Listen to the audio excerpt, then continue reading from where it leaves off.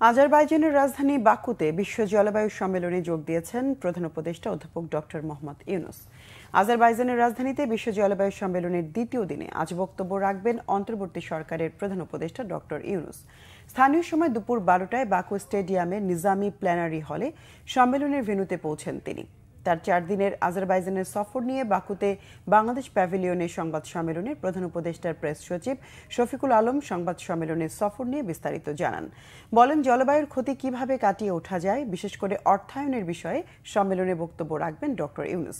প্রধান উপদেষ্টা আজ সকালে ভুটানের প্রধানমন্ত্রী এবং মালদ্বীপের প্রেসিডেন্টের সাথে বৈঠক করেছেন। আশার বাণী নয়, ক্ষতি মোকাবেলায় সুনির্দিষ্ট পদক্ষেপ চান প্রধান উপদেষ্টা। শফিকুল আলম জানান, জলবায়ুর ক্ষতির কারণে বাংলাদেশের প্রায় $12 বিলিয়ন ক্ষতি হলেও সহায়তা পায় মাত্র $3 বিলিয়ন।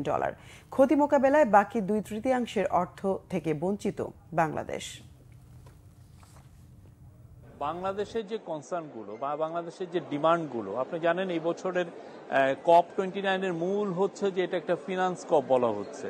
মানে আসলে কম্পেনসেশনটা কিভাবে হবে, বা একটা আমরা যারা গ্লোবাল সাউথে আছি কিভাবে আমরা আমাদের ডিমান্ডটা পেশ করব, বা আমরা আমাদের ডিমান্ডটা মানে পেতে পারি, মানে আমরা যেটা চাচ্ছি সেটা কিভাবে আমরা আদায় করতে পারি, সেটার উপরে প্রফেসর ইউনূস সবাইকে ডেকে বলেছেন যে যাতে আমাদের এই যে আমাদের যে পুরো এফার্টটা যাতে পুট আপ করি, যাতে সবাই মিলে আমাদের ডিমান্ডটা যাতে ফাইনাল ডিক্লারেশনে আসে।